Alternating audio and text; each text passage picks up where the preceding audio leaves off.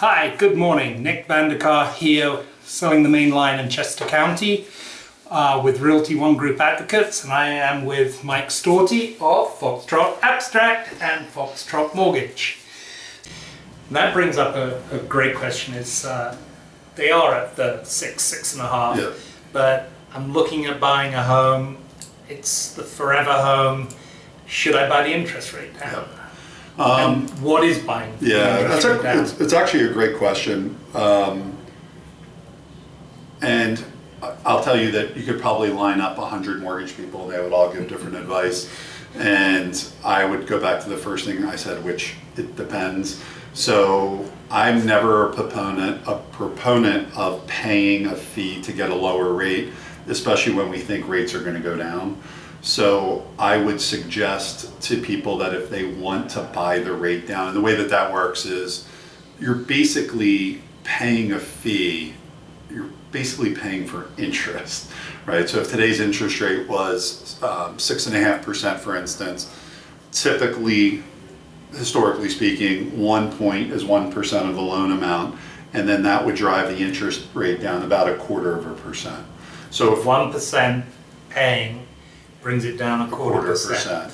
Right. So we just said that 1/4% difference is a $50,000 swing in purchasing power. So you pay 1% of the loan amount that permanently buys down your interest rate for 30 years, 20 years, whatever term that you decide to go with.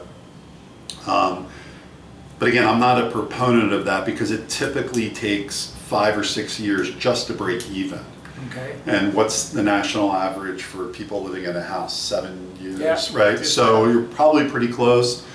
I would rather people not pay that, and then if rates go down, obviously we can refinance them for about the same cost of buying the rate down at a much lower interest rate. But going back to the first thing you said about what should people do, and there's a saying that you date the rate and you buy the house, right? So if you love the house, 1/4% difference in interest rate really shouldn't make a difference in your life, if that makes sense, whereas you're buying the house of your dreams. So the only people that I'm recommending that buy it down is they need the lower rate to qualify for that bigger purchase price, because we said that it affects the buying power so much. And everybody's different, right? So we give, when we're talking to people about it, we'll actually show them as many rates as they want to see, how much it would cost to get that rate, what the term would be to break even, if you would, and then let them decide, what they want to do. So in essence, let me just say this back and just say whether I'm right. So in essence, what you're really doing when you're buying the rate down is really you're prepaying interest. Mm-hmm. That's exactly what you're doing. So that the lender says, okay, I'll give you a lower rate, but you're really paying them the interest that you would have paid anyway. Right. Okay. Yeah, that's exactly right. And I forget where I heard it. It was almost 30 years ago that I actually did hear it, of it being taught to me of you're just prepaying interest, and that is truly what you're doing, which is why I've always hated, unless you have to. Yeah.